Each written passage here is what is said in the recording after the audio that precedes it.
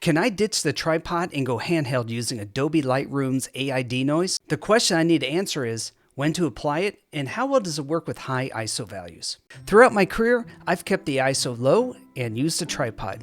Not only is setting up a tripod for every photo time consuming, but it also means I have to carry a tripod everywhere. Let's head out into the field, literally.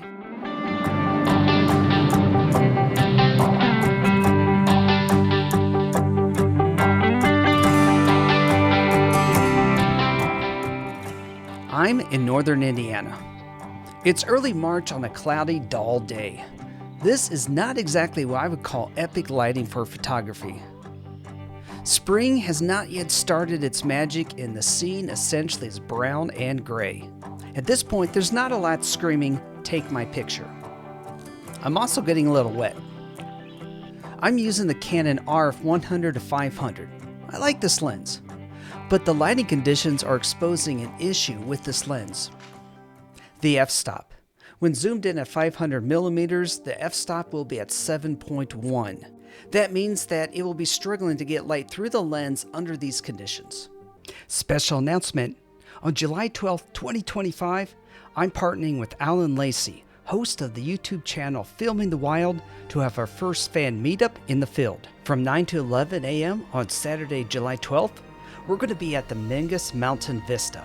This high altitude location will keep us cool from the desert heat, where we'll be making some wilderness coffee, hanging out with some new friends, and giving all of you an insider's look into our upcoming projects. To RSVP, head over to explorewithjason.com. Click on the Fan Meetup link, and then click on the Mingus Mountain Meetup. If enough of you click the Yes, put on a workshop option, we'll also be doing a mini workshop at 10 a.m. Mingus Mountain is paved all the way so any vehicle can safely make it to the vista. Make sure you RSVP early. We're looking forward to meeting all of you at this breathtaking location.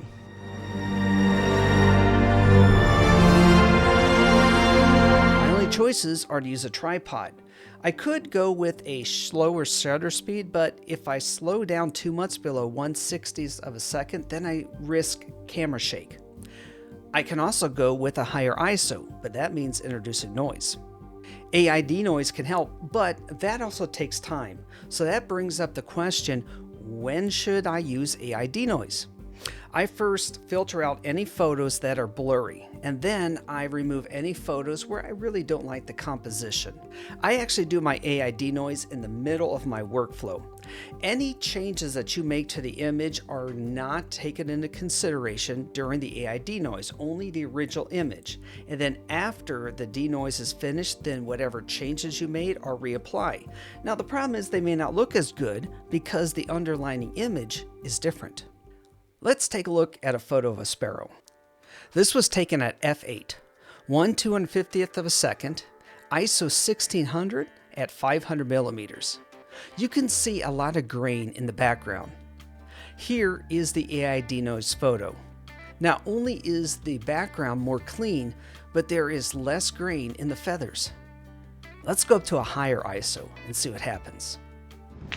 Well, I knew that coming to Indiana this time of the year, the expectations on photography shouldn't be that high.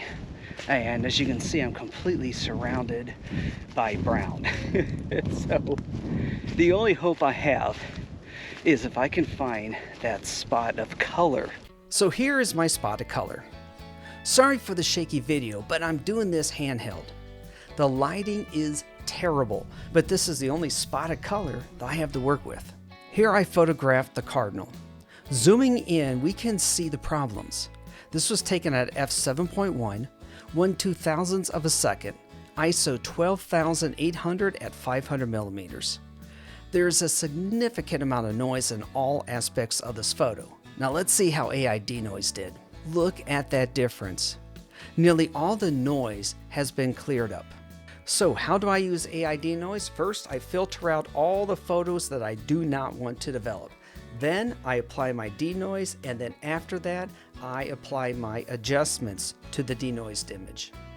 As for how high of an ISO value can go, That depends on your camera. Now I'm using a Canon EOS R, and I can see that I can go up to at least an ISO of 12,800 and get a clean image.